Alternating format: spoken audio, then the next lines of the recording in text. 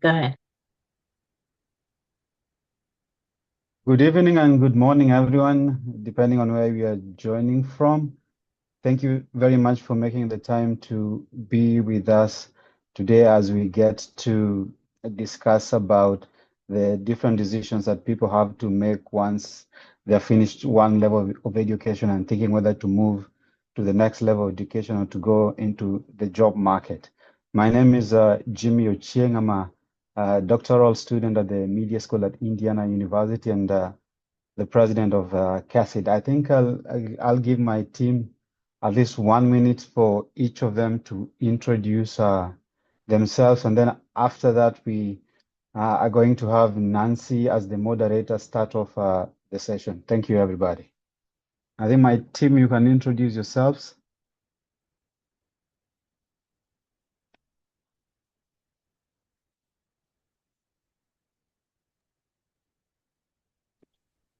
Hi, can you hear me? Yes.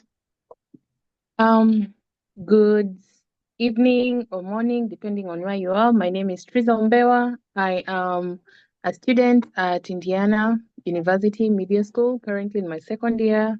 I also serve as the administrative coordinator for Kesid, and we are more than happy to have you guys here.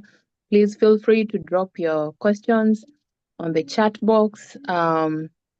And engage with our guests today and get as much as you can here. We are here to serve and help in as many ways as we can. Karibuni.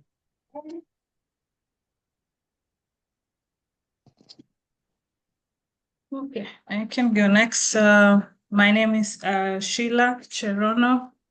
I am a student at North Carolina A&T University, third year PhD candidate, mechanical engineering department. Welcome all to the section. It's going to be an exciting section. Karibuni sana. Thank you.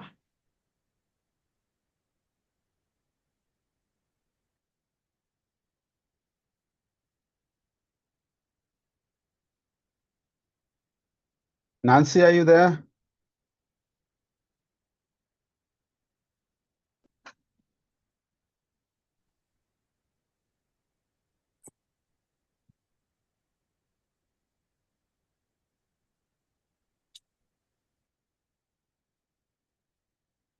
Nancy or Timothy?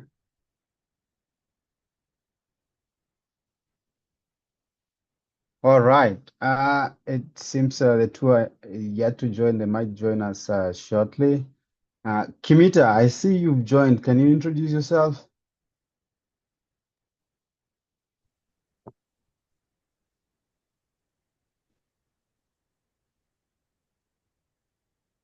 Good evening, everyone. My name is John Kimita Njenga, and I'm a student at Ball State University studying doctorate in music, primary choral conducting, and you are all welcome to the meeting.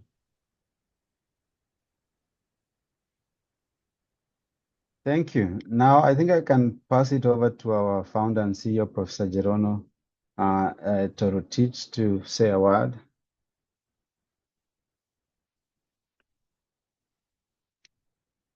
Good evening, everyone. I just want to welcome all of you to this Kesid monthly meeting. This is wow, the month has gone. This is October.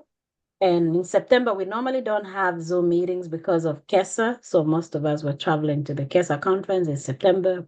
So that is why we did not have a Zoom meeting. So welcome again.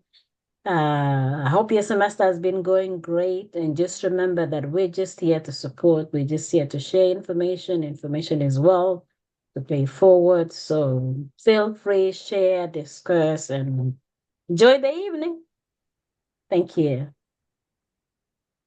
Thank you. Thank you very much, Professor. So today we have at least 4 presenters who are gonna talk to us about the subject for the day, and that is Eddie Barakamoni, who just completed his doctoral degree in music at Indiana University. And then we have Mike Lagarde, who's already working in the industry. We have Sheila, who's about to complete her doctoral degree. And then we have Eric Keegan, who's an assistant professor at Northwestern State University. So I think at the start, we can start with Baraka, then followed with Keegan, then Sheila, then Mike. Everybody can take about 15 to 20 minutes to share their experiences and the advice that the students can take into consideration as they think about the next steps of the next steps in terms of advancing their careers. So, Eddie, Moni, could you start us off?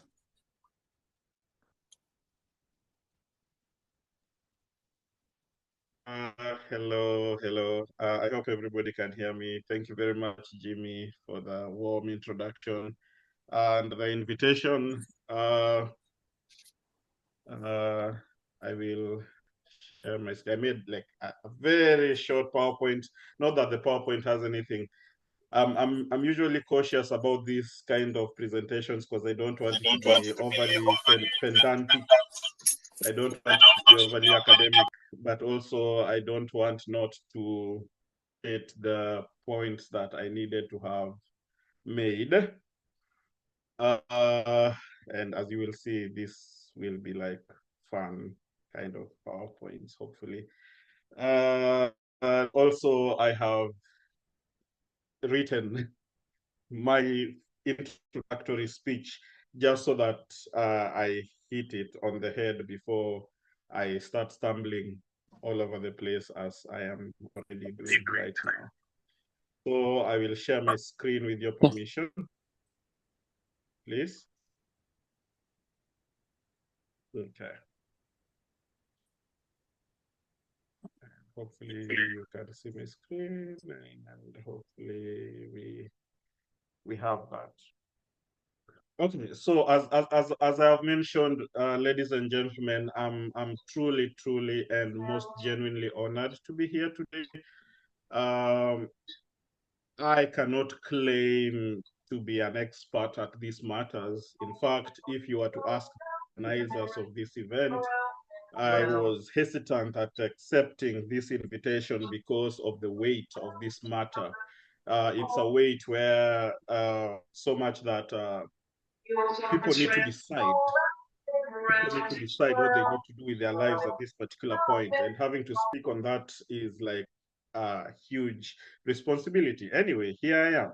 So I have an opening speech that I have made just to make sure I stay on task, and also just to make sure I say what I needed to say, and then I think the rest will follow from the questions that will come thereafter. And I believe that my fellow panelists will have more things to say on the crux of the matter. Okay, so ladies and gentlemen, my name is Eddie Baraka Moni. For those who don't know me, I'm happy to meet you. It's a pleasure to be here. My background includes an undergraduate degree in music performance, opera, so singing, and a master's degree in music performance in opera also, that's also singing. And then my doctoral degree is in music education and specializing, or rather my minor was in curriculum development. All these degrees happened in Indiana University in Bloomington. So I was in the same place the whole time. So I must confess very early that some of my educational and my professional choices were out of circumstance, okay? It happened that is what happened. It was what it was. While others came from clear thought and planning, okay? Time will not allow me to offer you a full-blown testimony today. However, the cumulative experience of these choices have led me here, okay? So just allow me to confess that my experiences that I will speak to today are just like a speck of dust in the whole spectrum of human experience. They are not the ideal thing. They are not like a model that you should cling on to. You could learn from them, but they're not a model of anything at all. Okay? So borrowing from the philosopher King Solomon in Ecclesiastes chapter 1, verse 9 to 10, for those of you who have read the Bible in one way or the other, it states that what has been will be again. What has been done will be done again. There is nothing new under the sun. Is there anything of which we can say, look, this is something new. It was here already long ago. It was here before our time. There is little for which we can claim that much. And the reason I'm referring to this philosopher, King Solomon, is because the experiences that we have at this particular instance are not new to us, all right? The conclusion of school, the transition to a new experience that each of us is working on right now is nothing new under the sun. There are several people who have done this before. Okay, so when you're trying to decide, is it this way, is it that way, what next? Just remember, you're not the first who has experienced it. You will not be the last person to experience it. Okay, so whether you're going to more schooling, whether you're entering to the workforce, whether you're going to other ventures, many of the dilemmas you now face have been faced by those who came before you. The uncertainties, the desire for direction, the pressure to succeed are all feelings that have been felt before. But that doesn't really, that's not the important point. The important point is, what does that mean for you? And I believe that is why you're here today. Okay? So, you will receive a lot of advice from many sources, including today. You're here to at least hear or at least gather information, to at least find a wind under your rudder, something that will push you or at least make you think more. So you're here for some sort of advice, for some sort of clarity. So you will receive a lot of advice from your family, from your friends, and even from professors that you admire. Some of us will tell you to take bold risks, like go big or go home, okay? Some will tell you to take caution, like take your time and think. Listening to contrasting advice is valuable because then you will have a fuller view of the landscape that is ahead. Okay? Not all advice is good advice, including everything that you're going to hear today. Some will work for you, some will not. Okay? There is a danger in following advice blindly, including this that I'm saying. There's a danger in just following it. You have to think about it. You must choose what works for you. And there are various factors that determine what that is that works for you. Okay. I was just curious. Are you gonna like split the team? Or between everyone who is there? Or me and Julia? Oh, okay. Was that a question? Or... Yes, please move Gizrael. Please mute or we'll remove you from the meeting. Okay, I'm sorry. Okay. So as I was saying, even as we talk today, in everything that all the panelists are going to say, there will be useful advice, but you need to just pick what works for you because not all advice is good advice for every single individual. Okay. So because some of us, well, like myself, are married and with children, all right, that the advice that I think is good advice cannot work for somebody else who is single, or somebody else who is engaged, or somebody else who is in a serious relationship. So you need to understand that these are the different dynamics, and each of these circumstances require a different path forward. Okay, so only you can choose what is most practical and unique to your situation. So no, first of all, based on what I've spoken about so far, you are not alone, meaning you're not the first to experience what you're experiencing, believe it or not. And second, it is important to talk to others. Talk to others. Third, listen to others. You must be open to listening to others. And fourth, be very cautious when listening. And by the caution of listening means gather every information, but yet synthesize only what is practical to your circumstance, whatever that may be. All right. So that brings me to the Chinese philosophy. You still need to have a very solid, portfolio. Reason.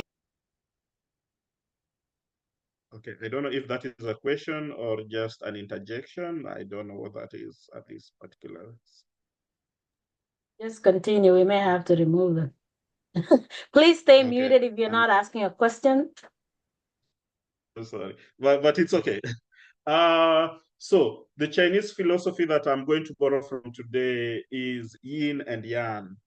So that means the balance between light and darkness, the balance between what you feel is good advice and the balance between what you feel like this is not the advice I expected. All right. Some people will tell you things that you did not hope to hear or you did not want to hear, yet that might be the best advice that you would have ever received in your life. Others might tell you the things that you hoped to hear, yet that advice might not be the thing that will be working for you at that particular instant.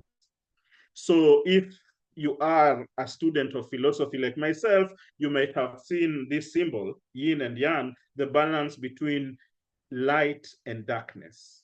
Okay, you cannot just decide that you will only be listening to good advice, or you will not be listening to bad advice. You'll only be listening to advice that supports your motion, yet you don't know what the future holds. All right, listen to everything and then synthesize them, balance. Okay, there is a great value in this yin and yang because life is full of contrasts. What looks good today might be the worst thing that ever happened to you tomorrow. You must balance and understand your current situation. I'm emphasizing this a lot. Okay, there's great value in vicarious learning. Vicarious learning means watching other people's successes and failures.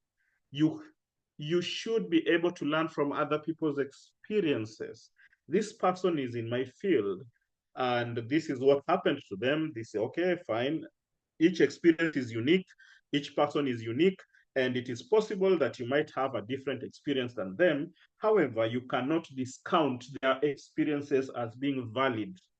All right? Vicarious learning is very crucial at this point of transition. However, do not feel pressured. Again, I'm repeating this. Do not feel pressured. Adopt every piece of advice that you hear, because even well-meaning advice or guidance can lead you astray. Even that is given from a point of purity can lead you astray if that advice does not align with your goals and your values. So you must keenly interrogate your current circumstances before you implement any sort of advice that you hear, including the ones that you will hear today. And that leads me to Ecclesiastes chapter 3. I love Solomon and his philosophy, which says there is a time for everything and a season for every activity under the heavens, right? There's a time when you need to do one thing, and there's a time when you need to do another thing. It is okay to change your mind. It is okay to abandon one idea for another, even if that idea seems to be the most popular idea in the whole world at that particular time. As long as that idea does not align to your goals and your values, it is okay to change your mind. All right? There is no shame in missing out on a seemingly great opportunity if you know that it is not right for you at that particular instance.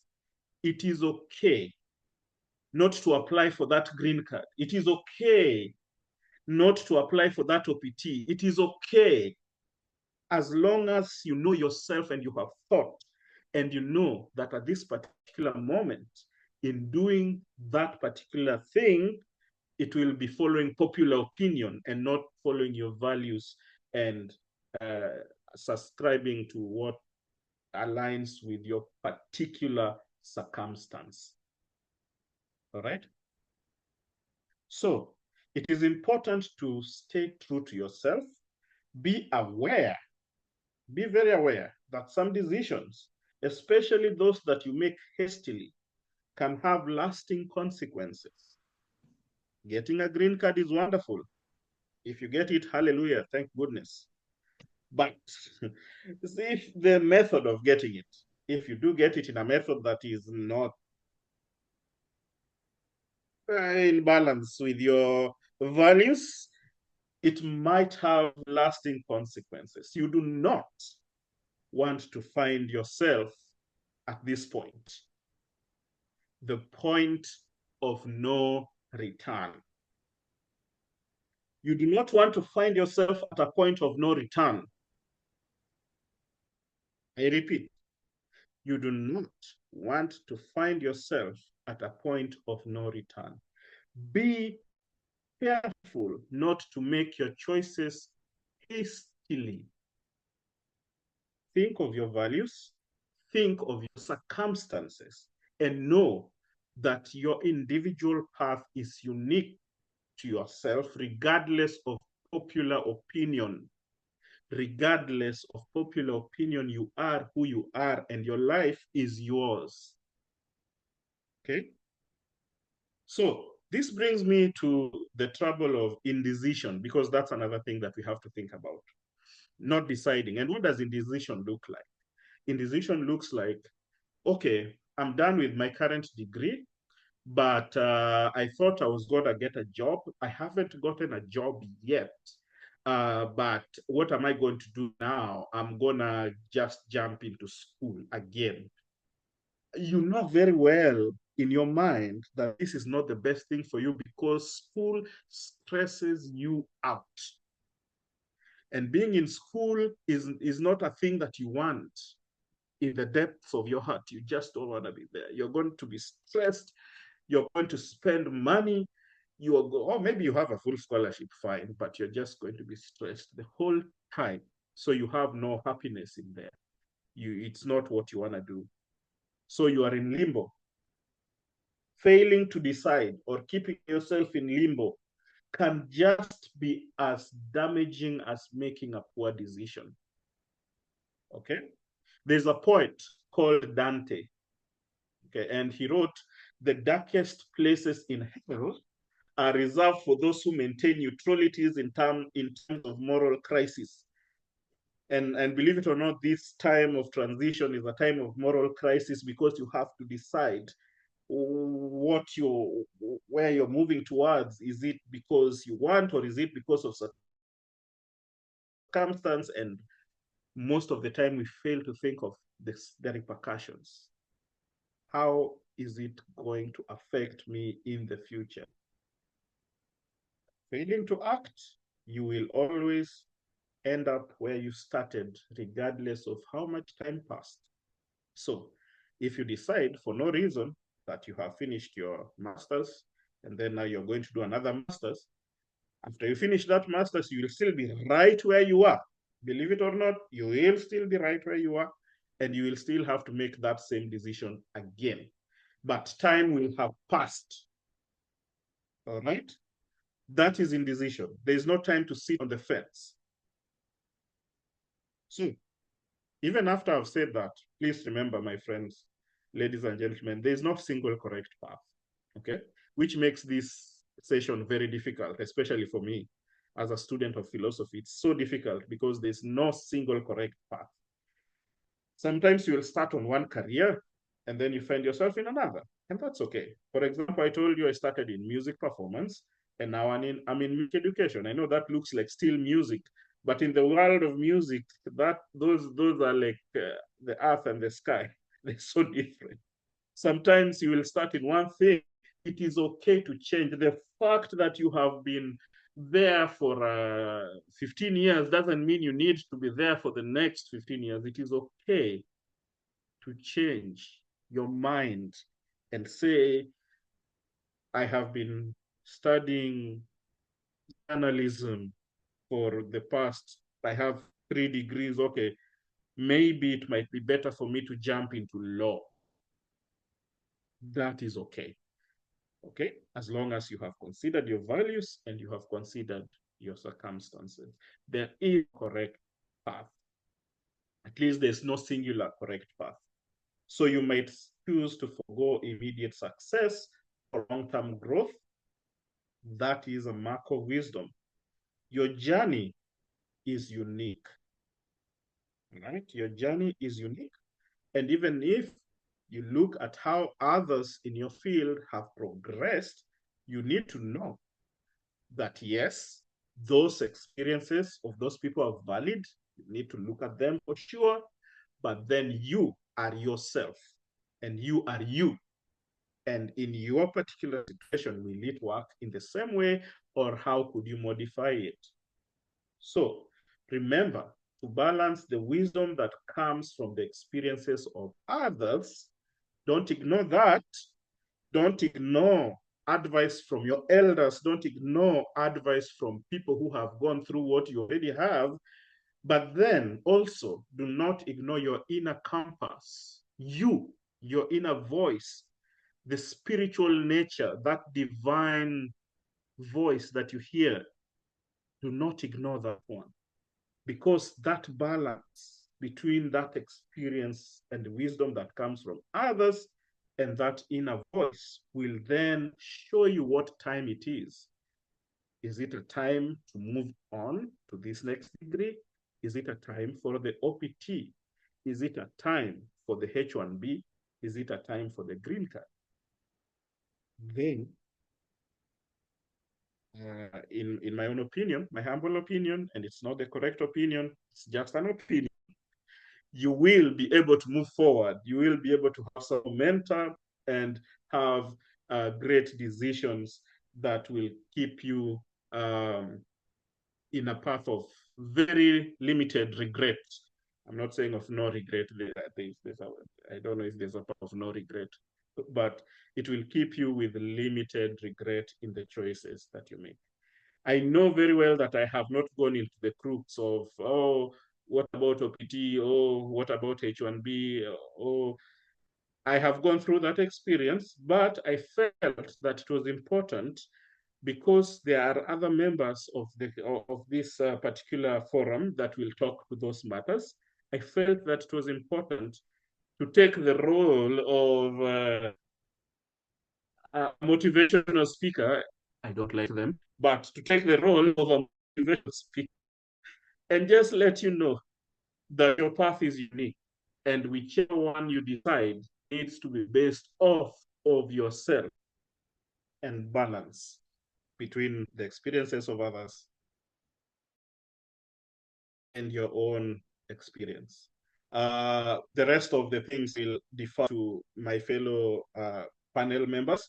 And when you do ask a question for which I have answers to, I will be able to answer those particular questions. For example, hey, how did you handle with your wife and your baby and still studying at doctorate? That's a question I've received even directly from my department. It's not easy. I could answer that. or hey, how did you decide not to do this, or what was your experience applying for OPT? I did apply for OPT, but then I had to rescind the OPT. For what reasons did you do that? I would have answers for that. Or hey, well, how did you decide to come from performance and then go to music education? What were the reasons for that? I have answers for that if you ask. Otherwise, for now, I'm just gonna stop and let you think and let all that percolate and let that synthesize, and then I will answer your questions. All right?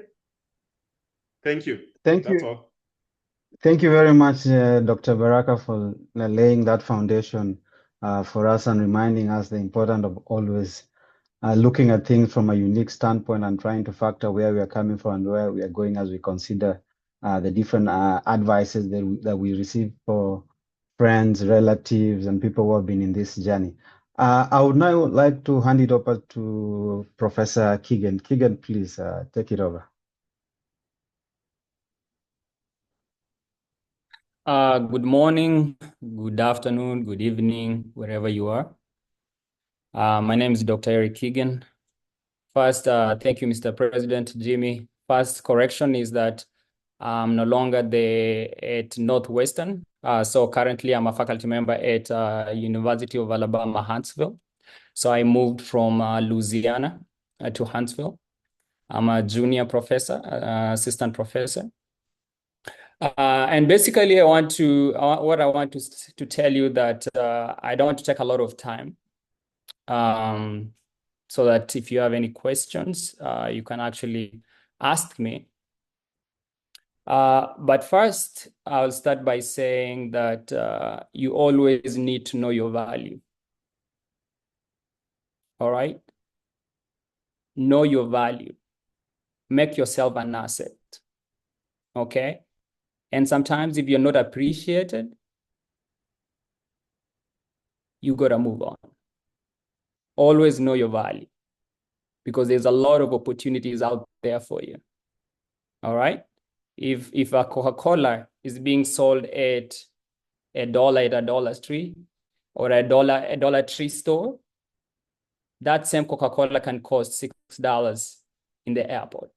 So always know your value and know that you are an asset. And for you to be a value and be an asset, you have to create it. Ukiona vyaelea ujue vimeundwa. And it takes time. You know, we are in this forum, thanks to Dr. Gerono for Kesid, because this is where you will get the people who can mentor you.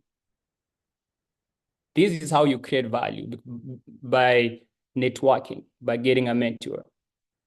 Okay. Otherwise, I appreciate you, Jimmy, for actually inviting me to be part of this panel. I don't want to take a lot of time. I'll just tell you a little bit about myself. I'm from Eldoret, and I came to the United States fall of 2010. So that was in 2010, around 14 years now. Allow me to brag a little bit that I have a PhD in exercise physiology and health and human performance. That is something that I always wanted to do. I grew up loving sports, and that's my purpose. I live it. I talk about it. I lecture as long as I can because I love what I do. I do it practically. I'm a runner. I play tennis. I teach tennis. I do it because I love it. You know, and one thing I realized is that the higher you go and doing what you love, it becomes easier because everything is diverged to what you really love. Most of us have gone through 844 system, and you know how much broad that is. And I appreciate I went through that educational system. But now when I got into doing my PhD, it was more diverged to exactly what I wanted. Most of us may not be the same way. Sometimes it's really hard to get that path and to be self-actualized. Another thing I want to brag about is that even after 14 years in the United States, I don't have a single debt, school debt. And you know, that's a big problem in this country, is that Sometimes we don't make good finance decisions, especially being a student, because sometimes you want to live beyond your means. We live on stipends, and having 3 degrees without debt, it takes a lot of discipline. It takes a lot of you saying no to those weekend parties. It takes a lot. I mean, it's hard. I'll not lie to you that it's been easy, but it's possible. It's possible. So if you are here and you are undergraduate, you're doing your master's, you're doing your PhD, it is possible. You know, we all have different stories. Some people have families, some people have to take loans and things like that. But I'm telling you because I did it without any debt, and you can do it as well. So I came in 2010. I came through athletic scholarship. And I got full ride, but it wasn't easy. And some of you are in the same boat, trying to balance either your college workload and your other life. So you can imagine being a student athlete, you are required to run around 70 miles a week. You're required to complete your assignments, plus other challenges that we know when you come to a foreign country. You know, your language barrier. One thing that sometimes we speak fast and we think, oh, it's the other person who can't understand me, but sometimes we just speak too fast. The culture shock, you know, food, some of those, transportation, you know, and you have to run. And so all of us go through all these challenges when you get to this country. But one thing that I learned is you have to ask yourself questions. Being in this country, you have to ask yourself questions. And sometimes when you're new, you don't know what kind of questions you need to ask. But most importantly, you have to ask yourself. And some of the questions that I learned later, after failing, I have failed a couple of times. So whoever you're seeing here is Dr. Keegan. I've failed and I've failed and I've failed a lot. I have dropped out of school. When I first came to the United States in 2010, the first 2 years, it was very, very challenging. Apart from having a full scholarship, the first 2 years, it was just mental health was big. I felt depressed. I felt nothing was making any sense. I didn't understand why I was going through what I was going. I was even prescribed to go and see a psychiatrist. I refused because I didn't know much about it. And the next thing, I had to go to Kenya. You know, so those days you had a visa for only 2 years. My visa expired and I had to go to Kenya because it was just too much. I went to another school in Kenya. I went to Daystar for almost a year, and I came back to the US and I learned a lot. You know, I would not have a lot of time to get into like really some of the things that I learned. But when I came back in 2013, I learned that I had to be myself. I had to learn how to take vitamin N, as Eliud Kipchoge would say, vitamin N, meaning knowing how to say no. Okay, you cannot be, you know, us being Africans, sometimes we want to be nice and say yes to everything. Sometimes you have to say no to those weekend parties. Sometimes some things that can inconvenience you. You know, you have to say no. Otherwise, I went to nursing school because everybody was telling me to do nursing, and it was great because there's a lot of job opportunities and things like that. But you know, again, where was my purpose? I loved sports. And I had to switch. I got to nursing, and then in my master's, I did exercise physiology. And after getting my master's actually, I used my OPT for a year. And I think I started using my CPT the second year. So always know that if you are an F1 student, take advantage of that. I don't remember the time I never used my CPT. I used my CPT in my undergraduate. I used my CPT in my master's. I used my CPT when I was doing my PhD. So use it. Always find a reason to use your CPT. So I got my PhD, and when we talk about, so the two crucial things is immigration and finances. So always be ahead. Always ask yourself, where am I? Okay, what are you doing right now? Where are you from? And where are you going? And for you to really solve a lot of problems, because being here, how I used to feel being an international student, I felt as if I'm running on a treadmill. It's hard. You cannot stop, because if you stop, you're going to run out of your status, right? And some of you are in the same boat. So always you want to be ahead of yourself. Like, have a list. Like, if this plan A does not work, how is my plan B? But always stick with that plan A. Do the best you can in that plan A, but always think ahead. Where am I and where am I going? And for you to solve problems, always remember, I remember questions like the 5 W's and H. You know, who, what, where, why, how. Ask yourself that. You know, ask yourself, what if? What if this works out, and what if this doesn't work out? Then what? And what next? And most importantly, ask yourself, why not? Because you'll realize that being in this country, there is a lot of what is called imposter syndrome. Sometimes you feel like you're not enough. But I'll tell you, when I began talking to you, I said, create that value. You are an asset. Believe in yourself. You know, sometimes you may think, and some of you, we may get that prejudice, and you think because of our, you know, you are less because of maybe the skin of your color, the discrimination, what people think you are less. I stopped thinking myself as less. I always put myself first. I'm great. I think about that. I think good about myself, your personality. Okay. Always be prepared. And that's what has helped me, you know, being ahead and planning is always stay prepared, so you don't have to get prepared, because opportunities will come. If you plan, opportunities will come. You would rather be prepared and no opportunities than you have a lot of opportunities, but you're not prepared.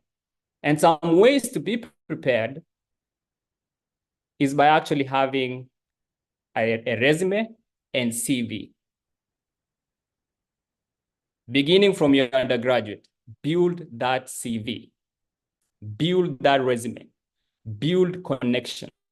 If you're doing your master's and they say we have conferences, I'll tell you a story. My first job as an assistant professor, I got that job because the department chair, okay, was the head of NACI, which is a big conference for kinesiology. They knew Dr. Gerono. How did I know Dr. Gerono? I knew Dr. Gerono because I went to a KESA conference in 2019 in Atlanta, Georgia. I never knew about Dr. Gerono, but I think the last few days before the conference, somebody told me that there's a conference in Atlanta. I live in Nashville, Tennessee, and I had to drive that night. And I met Gerono. All right. 4 years later, when I finished my PhD, even before I defended my dissertation, when I put a lot of application out there, the department chair read my CV, and some of my references was Dr. Gerono. And he asked, you know, who is Dr. Gerono? And Dr. Gerono was part of that conference. Was in that conference, and she's a member of NACI. And when I was in that conference, Dr. Gerono became my mentor.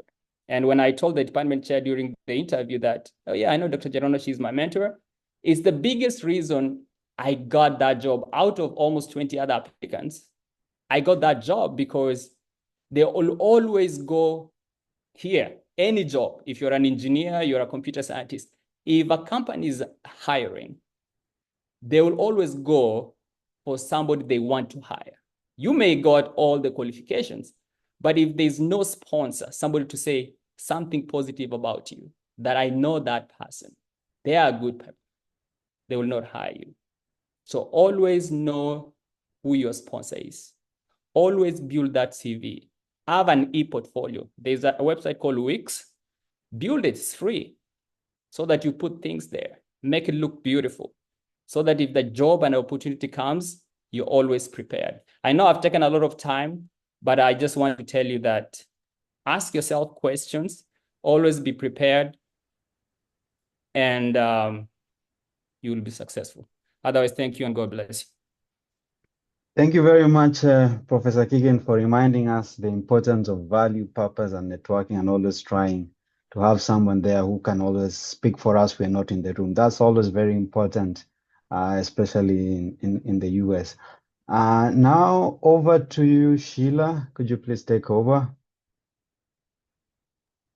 Okay, all right. I hope everybody can hear me. Okay. All right. Hello, everyone. I don't have any PowerPoints to present, but I'm gonna use my life story in a brief form as a learning experience. So I did my bachelor's in University of Nairobi. I did mechanical engineering, and as you all in Kenya know, it's 5 years. So I did it for 5 years, graduated in the year 2012. When I graduated, I had good grades and I managed to get a scholarship to go to Taiwan. But as our first speaker said, you need to know what is the best thing for you. So at that time, looking at my background, the best thing for me was not to do a master's. The best thing for me then was to look for a job so that I can support my family back home. So instead of taking that scholarship, I decided to look for a job and go to the workforce. So I did my interviews, applications, and all that. Finally, I got a job at Kenya Airways as an aircraft engineer. I worked in Kenya Airways for about 6 years from all the ranks. I started as a graduate trainee, and then I rose slowly to an engineer, to a development engineer. And then I managed to get another job in Qatar Airways as engineer 2, which was it was like the best job ever. Living in Qatar, working in Qatar Airways. As you all know, Qatar Airways is one of the best airlines in the world. So I got that job. I was at the peak of my career for sure. I was enjoying the job as an aircraft engineer, earning a salary that is tax-free. And then COVID happened. When COVID happened, all the airlines were grounded. Most airlines were grounded. And the airlines had to make a huge decision to let go of some of the employees because they could not pay them because nobody was flying during COVID. So I happened to be one of them. So I lost my very prestigious job at Qatar Airways at the peak of my career, which was at that time was a very sad and challenging time for me. But looking back now, it was a learning lesson. I needed that break. I needed that lesson so that I can learn that in life, things don't go always the way you want it to go. Because up to that point in my life, things had gone the way I'd always wanted it to go. I wanted to do mechanical engineering. I did it. I graduated. I wanted a job, a good job. I worked hard for it. I got a good job, So I had always gotten what I wanted to get in life, and I had not experienced failure. So that losing that job really helped me learn things that you can also fail in life. Life doesn't go straightforward like that. So it was sad, but eventually I learned my lesson that yes, the life is not a straight line. You gain sometimes, you fail sometimes, but the most important thing is getting up once you fail. So after losing that job, I went back to Kenya, stayed in the village. There was no jobs then because it's COVID time. So I stayed in the village in my home village in Eldoret, and I did some therapy by planting vegetables, which people would ask me, why would a whole engineer be in the farm planting vegetables? But it was so therapeutic for me because I would wake up in the morning, go to the farm, do the actual tilling myself, na jembe. And by the time I'm done with the morning session of course, at home, you don't do it when there's sun. You do it very early in the morning before the sun comes out. So by the time I get out of the farm, I'm so refreshed. First of all, I have walked out. I have thought all the thoughts I wanted to think. So it was also very therapeutical. But what I'm trying to point out here is that there is no job that is low, or there is nothing that is too low for a level you are in life. People would think that, oh, as an engineer, you're not supposed to go to the farm and till the land. But, I was doing it and it was therapeutical. So yeah, hakuna kazi ati ni kidogo ama ni sia. You cannot do this because you are this. Right. In the process, I did that for 6 months, which was the perfect therapy for me. Living with the fresh air, fresh vegetables, going to the river. It was really the perfect therapy for me. In the process of that, I had a US visa because I had gotten it through Kenya Airways. When I was working in Kenya Airways, I had come here for training, for aircraft training. So my friend was like, oh, if you have an American visa, come visit, come freshen up your mind, a change of environment and all that. So I came visiting immediately after the first liftoff of COVID, around 2020, towards December. There were so many lockdowns before that, but when they opened the borders for the first time, I tried my luck, booked a flight, and I managed to come here. I came here, I was coming to stay for 2-3 months, not even longer than that, just to visit and go back. So while I was here, the second lockdown happened, and I could not travel back the time I wanted to travel back. And of course, I didn't even have a job to go back to in the first place. So I contemplated life, and I was like, what do I do now? I don't like being idle. That is me. I just don't like being idle. I like being active and doing things. So I got a lot of advices, and I will reiterate what my fellow panelists is saying. You have to always know the best thing. What is the best thing for you? So I got so many advices. Some advices were not so good. People would say, oh, just overstay your visa and go under the table and, get a job and, survive. People would say, oh, marry someone and get paperwork and get your work permit. But I thought to myself, I am a professional. I have a good CV. I have a good professional track. I don't have to do things that are against the rules and the regulations. So my two options were either to go back to Kenya and look for a job. And another option is I had always wanted to go back to school. I had gotten a scholarship after bachelor's, but I didn't go back to school because I wanted to get a job.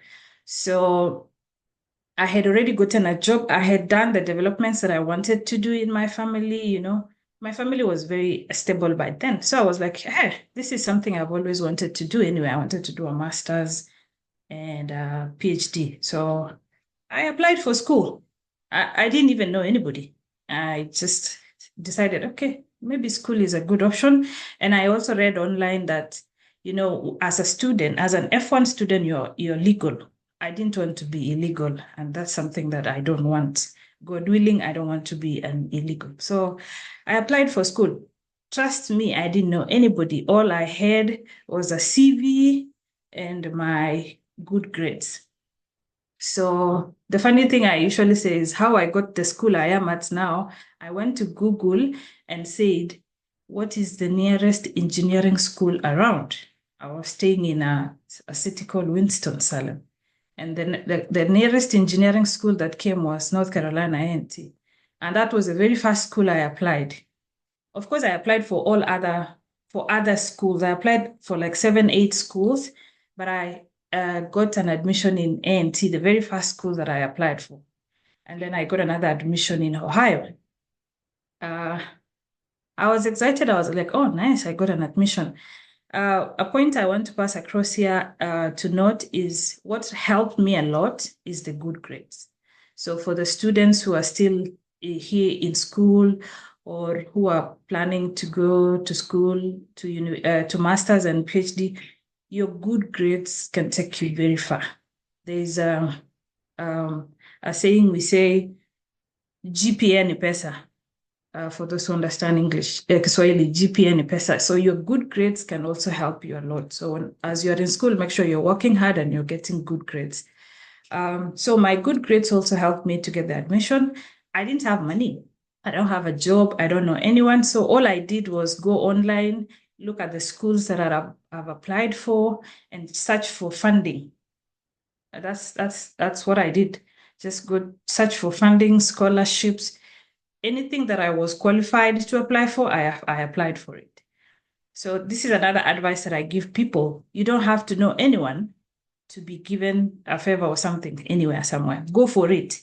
Google is a very good friend. I Google everything. Google is a very good friend. Go Google, read, get to know what is happening. So I used to go to websites, search for scholarships. I applied over 15 scholarships. To cut the long story short, eventually I got full funding from North Carolina A&T. So to note here, you don't have to know anyone. All I did was apply, and then sometimes I would look for the chairman of the department email, and then I would draft my very short and nice message and say, hey, my name is Sheila, blah, blah, blah. I'm a very hardworking student. I'm very determined. But the only thing I lack is funding. You see,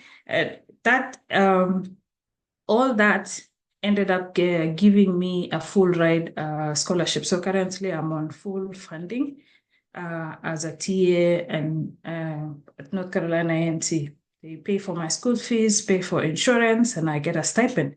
So for those people who are looking for schools or looking to go to masters and PhD, it takes hard work and resilience, but you can get it. And I'm an example.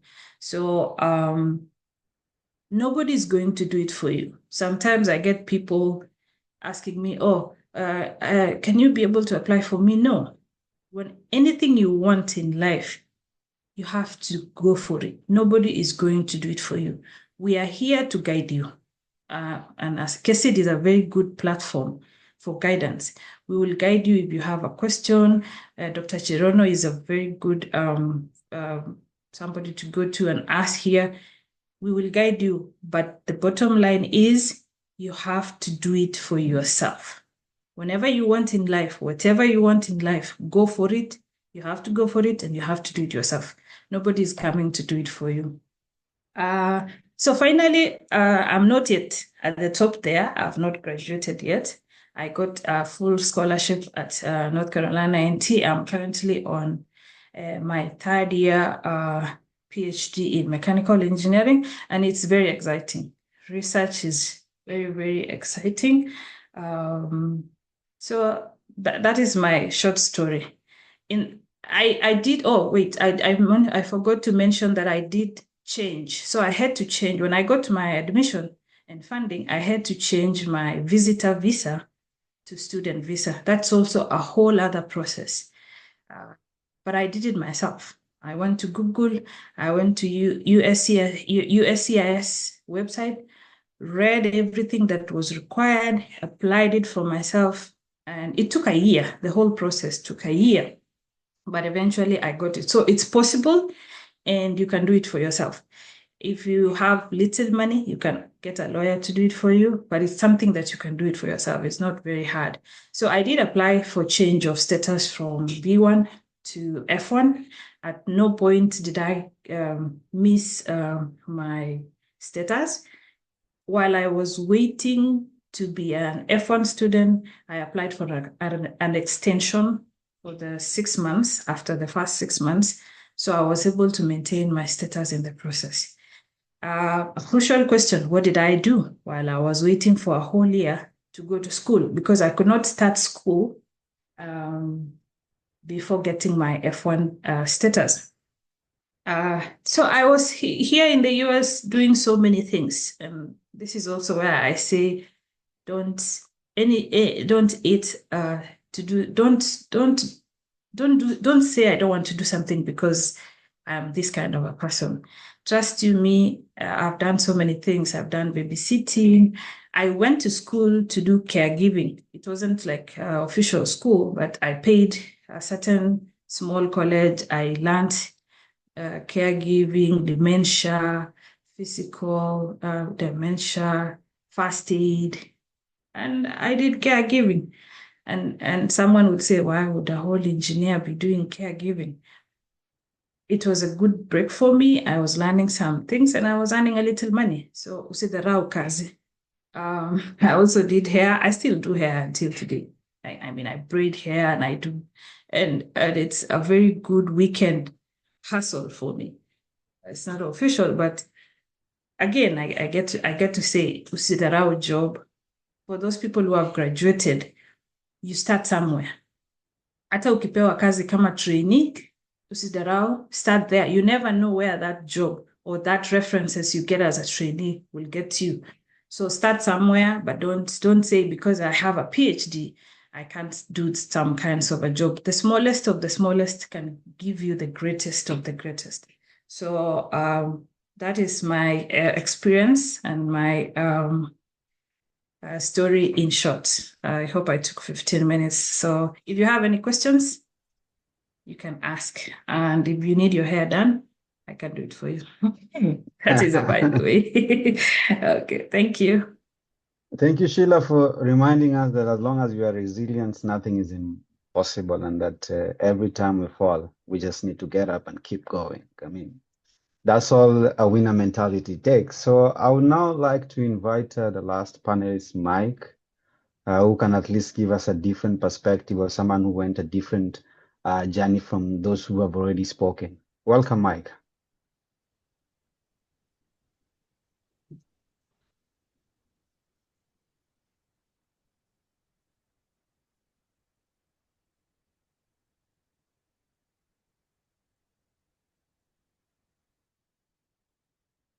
Maybe he was here. Maybe he has fallen off.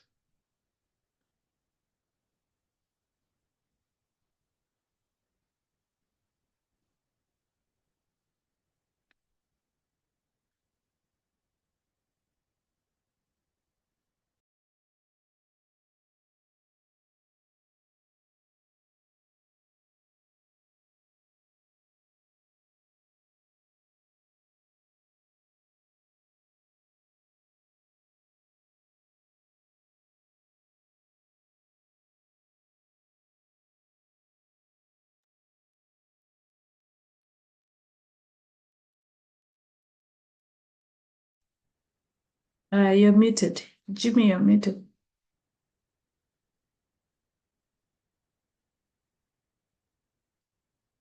Please, if you Jimmy, have any.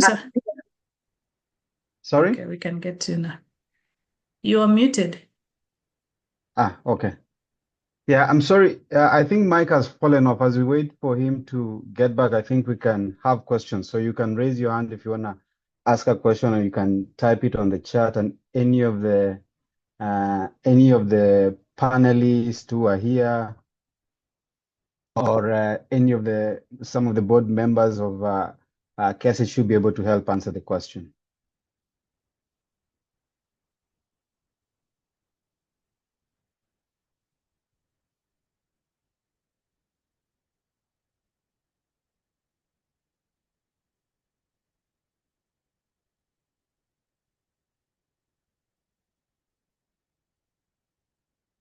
Any questions?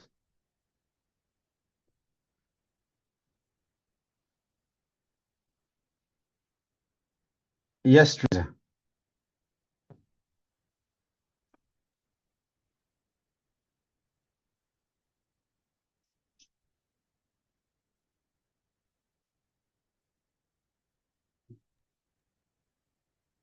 You called her sweetheart, so I don't know if she knows that name on a public forum. Jimmy, I've I'm going to said stop the yes. recording. Uh-huh. Is that okay? Yeah, that's okay. Because normally we like people to feel free to ask whatever they want to ask. So, okay, so I'll stop the recording. Okay, I think Mike is also trying to call me. I think he's saying he's not able to unmute himself. Teresa also, I think, is saying she's not able to unmute. Okay, because if we can get Mike, then I can wait before I stop the recording. Yeah, let me just give me a minute. I try to Okay, get trying to get Mike. I just want to thank our panelists. I mean, that has been an amazing experience that I've seen all of you shared. Your different people have different journeys, people have different paths, and wherever God takes you, just pursue it with resilience, with faith, and so I want to thank our panelists for sharing their experiences. Yeah. Yeah, all right. Judith, you have a question? We can wait as they try to get Mike in.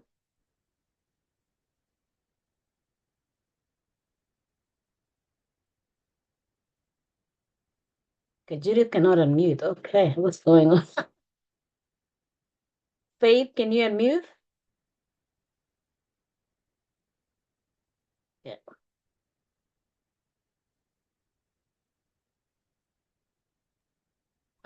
The host can check the settings. Sometimes you put mute everybody.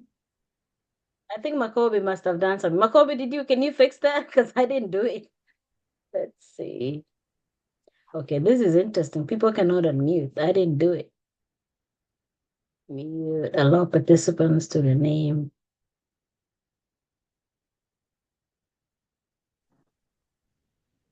Hello, Prof. Yes. Yes.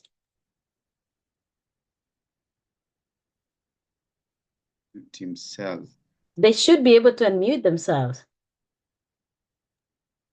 Now we can. Now I'm you now can. able Okay, to good. unmute myself. Okay. Yeah, my question was to Professor Keegan. My name is Teresa.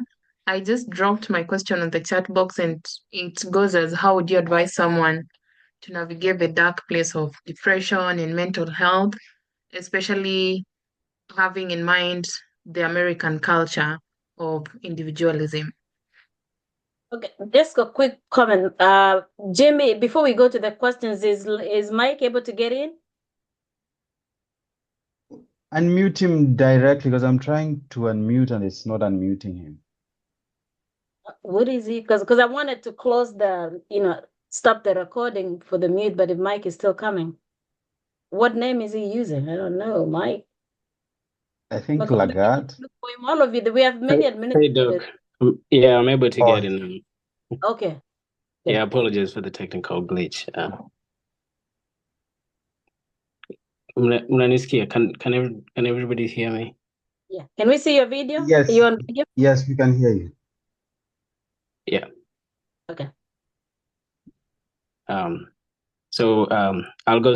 I know we are running short of time, and I might not have the luxury of time to speak for the 5 minutes I'm currently at work. But I would say that I appreciate for this meeting and bringing us together to share our experience and the little advice that we can have for people after they graduate. A little about me is I did my undergraduate in molecular biology, biochemistry, and genetics, and a minor in mathematics and nanochemistry. And I'm currently working as a technical project manager in a pharmaceutical industry. And the advice or maybe things that I can share is just to reiterate what everybody say, that there is no correct path to navigate everything. Everybody's situation is different, but also if we can use platform like the Kesid and all these meetings that we have, you should be able to get the right direction to navigate through it. So that's all I can say for tonight.